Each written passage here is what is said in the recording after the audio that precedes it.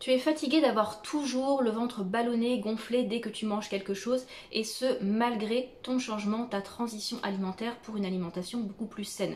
Tu en as assez de te retrouver avec le ventre d'une femme enceinte de 4, 5, 6 mois régulièrement alors que tu fais tout ce qu'il faut pour que ça aille mieux. Écoute jusqu'à la fin cette vidéo, je vais te donner aujourd'hui 4 astuces pour en retrouver un ventre plat et en finir avec ces ballonnements désagréables. Bienvenue sur la chaîne de Couleur Végétale, la chaîne qui te parle des bienfaits de l'alimentation végétale et crue. Alors, qu'est-ce que c'est que ces ballonnements, ces gaz, ces sensations désagréables au niveau du ventre qui gonfle dès qu'on mange quelque chose?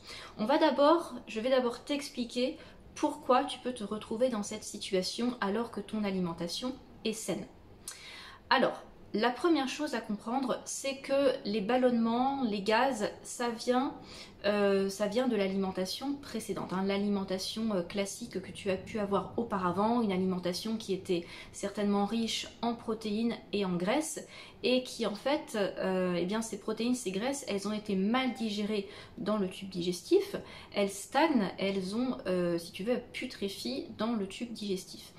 Et lorsqu'on ajoute là-dessus, lorsqu'on passe à une alimentation végétale, tous les végétaux qu'on consomme, hein, les fruits, les verdures, les légumes frais, en fait, vont travailler à brosser, à nettoyer toute cette matière justement qui n'a pas été digérée, qui stagne, et au moment où ça passe, ça raccroche, ça peut occasionner justement des gonflements, des ballonnements, hein. Donc ça c'est vraiment d'abord le processus de nettoyage de toutes ces matières qui ont été accumulées et qui commencent à partir. Donc ça c'est une première chose.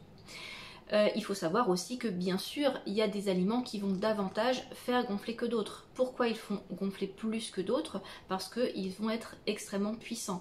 Alors un fruit par exemple comme la pomme, ça c'est un excellent fruit bien sûr, mais ça peut être difficile, ça peut donner effectivement beaucoup de ballonnements, beaucoup de gaz si on en mange. Alors il y a des gens qui sont tellement sensibles qu'ils vont manger une demi-pomme, ça va leur faire de l'effet tout de suite. Et puis il y a des personnes, il va falloir qu'ils mangent 2-3 pommes pour que voilà, ça commence à créer des dégâts. Pareil, souvent les fruits séchés, hein, j'ai souvent des clientes qui me disent je comprends pas, j'ai beaucoup de ballonnements là tout d'un coup, qu'est-ce qui se passe? Et puis en fait on regarde le menu ensemble et on voit que la personne elle mange une bonne grosse poignée de fruits, alors pas fruits secs, hein, pas d'oléagineux, je parle bien de fruits séchés, donc figues, dattes, raisins secs. La personne mange une bonne quantité de fruits séchés dans la journée, et souvent les dattes, mais les figues aussi ça peut faire la même chose, mais il est vrai que les dattes, fruits séchés, donc fruits secs, hein, il n'y a pas beaucoup d'eau, il y a la fibre qui est très sèche, c'est très nettoyant, hein, c'est très bon pour le péristaltisme et ça nettoie énormément, hein, ça retire beaucoup d'impuretés des intestins, mais effectivement ça aussi ça peut occasionner des ballonnements. On va voir après tout à l'heure comment faire justement pour les contrer. Alors, autre chose, ce sont les bactéries, hein, les mauvaises bactéries au niveau du tube digestif. Si tu as une flore intestinale en plus qui est très faible, parce que stress, parce que mauvaise bile, mauvais acide chlorhydrique, parce que prise d'antibiotiques, etc., la flore intestinale est très appauvrie. Surtout si tu as eu dans le passé une alimentation assez pauvre en végétaux, voilà, avec beaucoup de produits industriels, évidemment ça appauvrit énormément la flore intestinale. Mais donc on a cette flore intestinale et on a aussi donc une prolifération de bactéries, d'accord, bactéries et en particulier la bactérie streptocoque. Il faut savoir que pourquoi on a ces bactéries. Ces bactéries, elles ne se nourrissent pas des fruits, hein, comme c'est souvent on entend cette peur liée à la candidose par exemple, même H. pylori. Les gens ont très peur, j'ai une personne comme ça qui a une grosse prolifération bactérienne et elle avait très peur de manger beaucoup de fruits parce qu'elle avait l'impression que ça accroissait ses symptômes. C'est pas que ça accroît les symptômes, c'est que c'est tellement nettoyant, tellement puissant qu'il y a une réaction du système immunitaire face à ces aliments puissants. Donc lorsque on passe à une alimentation très riche en fruits, on peut avoir tout d'un coup une réaction du corps, mais qui va après se stabiliser au bout de 3-4 jours. Donc il peut y avoir un pic de réponse immunitaire au début, mais après ça se stabilise et les fruits vont bien opérer cette action antibactérienne et antivirale. Donc ces bactéries, et en particulier le streptocoque, logent dans le tube digestif elles sont alimentées par, il y a une alimentation en fait qui les nourrit. Il faut savoir que si par le passé tu as consommé beaucoup de gluten, beaucoup d'œufs, beaucoup de produits laitiers, avec là-dessus des graisses animales, mais aussi des graisses végétales, des huiles, tout ça c'est vraiment un terreau magnifique pour la prolifération bactérienne. Donc il y a ces bactéries-là, ce streptocoque qu'il faudra évacuer par la suite.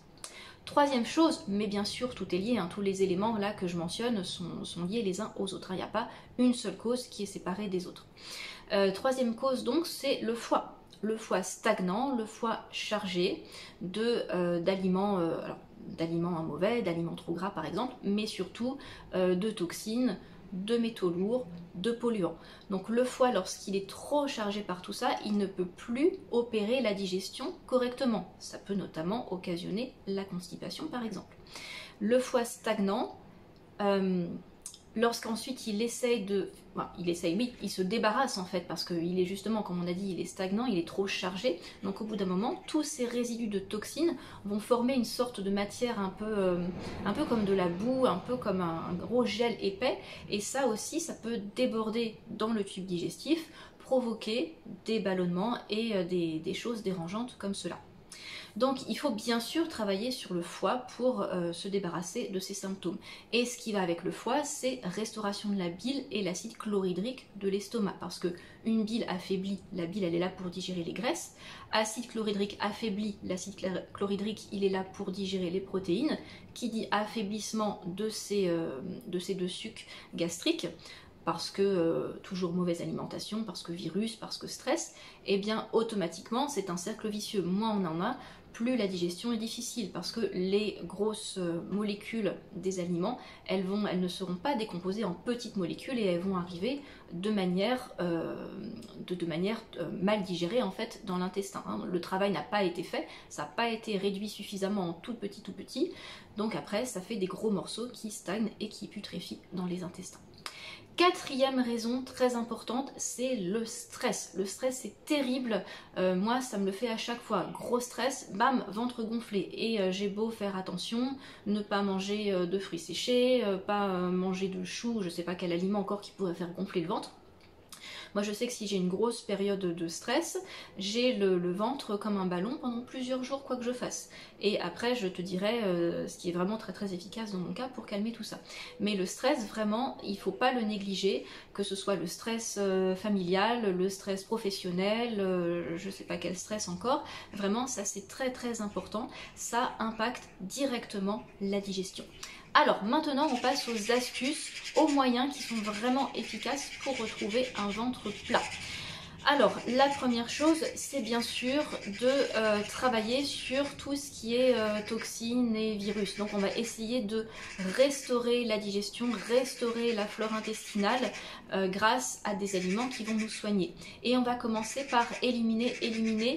Il y a du bruit dehors, il y a plein d'oiseaux, c'est rigolo, je ne sais pas ce qu'ils racontent, je vais fermer la fenêtre.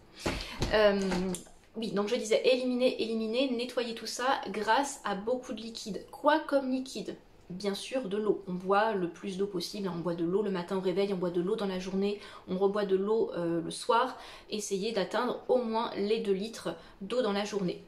Après les jus, donc les jus bien sûr très important pour drainer, nettoyer. Le jus de céleri extraordinaire pour restaurer tout le tube digestif, chasser les virus, les bactéries, restaurer la bile, restaurer l'acide chlorhydrique. On commence la journée avec un grand jus de céleri, ça c'est vraiment très important.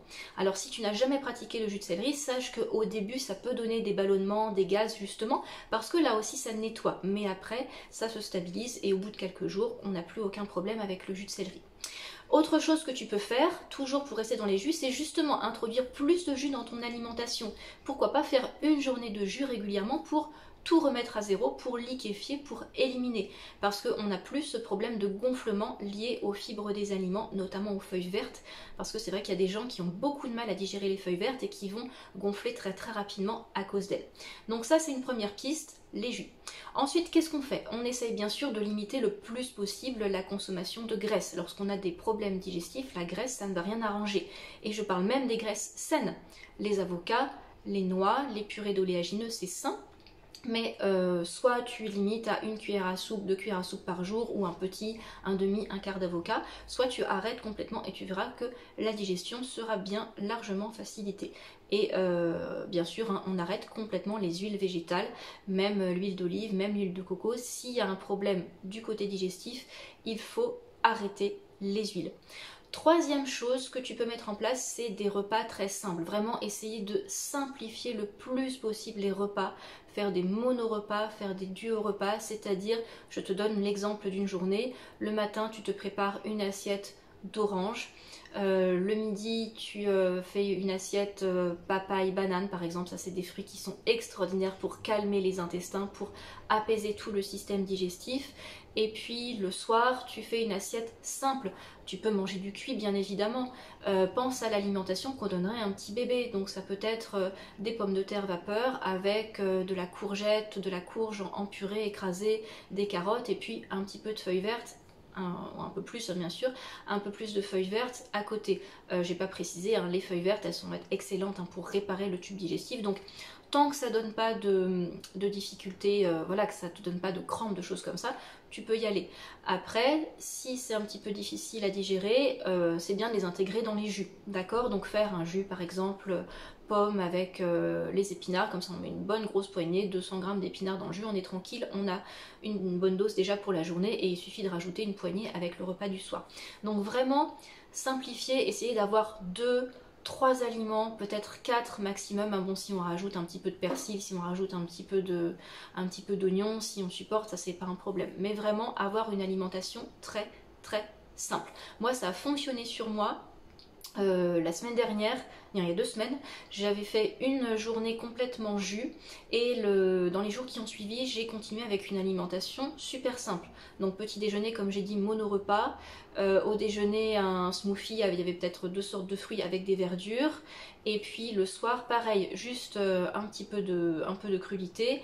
Et puis pommes de terre. Donc pommes de terre avec salade de tomates et poivrons ou autre chose. Voilà, mais vraiment quelque chose de très simple. Et la dernière chose, mais qui n'est pas des moindres, c'est de faire le protocole de la monodiète. La monodiète de banane. Ça, c'est vraiment extraordinaire si tu veux retrouver un ventre plat, si tu veux apaiser tous tes problèmes digestifs. Parce que la banane, il y a la papaye aussi, hein, tu peux aussi faire une duo diète, papaye, banane, mais bon là il faut avoir les quantités de papaye aussi, tout dépend où on se trouve, on n'a pas toujours ça à portée de main. Mais la monodiète de banane, elle va énormément apaiser le transit et le système digestif. Pourquoi? Déjà tu ne digères qu'un seul aliment, donc c'est comme ce que je disais à l'instant sur les mono-repas, bien évidemment la digestion est facilitée. De deux, la banane est un fruit qui est antiviral et antibactérien, donc qui va t'aider à combattre la bactérie streptocoque que tu as dans les intestins et qui te cause tous ces gonflements. De 3, elle va travailler à apaiser le système nerveux central, mais aussi le système nerveux digestif. Donc tu apaises le système nerveux, ce qui te permet bien évidemment d'avoir là aussi une digestion apaisée. De 4, qui dit apaisement du système nerveux, qui dit repos, dit moins de stress pour le corps. Donc le corps étant en état de repos, le corps étant nourri régulièrement de glucose, il n'y a plus ce stress et en plus ça travaille sur les émotions, la stabilité des émotions, ça permet d'avoir plus de sérotonine, ça permet de retrouver un sommeil de qualité. Donc tous ces facteurs qui vont apaiser le corps dans son ensemble, à la fois au niveau physique et au niveau émotionnel. Donc voilà, je répète les quatre trucs qui fonctionnent pour moi, c'est 1. On apporte plus de jus, jus de céleri et pourquoi pas journée de jus. 2, c'est on revoit son alimentation, on élimine bien sûr les graisses. On fait attention aussi à tout ce qui fait gonfler comme les fruits séchés et les aliments trop râpeux. 3, c'est on simplifie son alimentation le maximum à la journée avec des repas qui contiennent entre 1 et peut-être 4 ingrédients. Et 4, on se lance carrément dans le protocole de la monodiète de banane. Voilà, cette vidéo est terminée. J'espère qu'elle t'a plu et qu'elle te permet d'avancer, de gagner plus de confort justement et d'aller vers le chemin de guérison que tu as choisi. Si justement tu veux travailler sur ces problèmes digestifs, sur l'apaisement des émotions, je t'invite à rejoindre la monodiète de banane qui aura lieu du 9 au 19 mai. C'est une monodiète en groupe, donc on fait ça à plusieurs. Je suis là, moi aussi je la fais, on s'accompagne, on se motive, donc c'est vraiment un moment de partage qui va être vraiment très intéressant.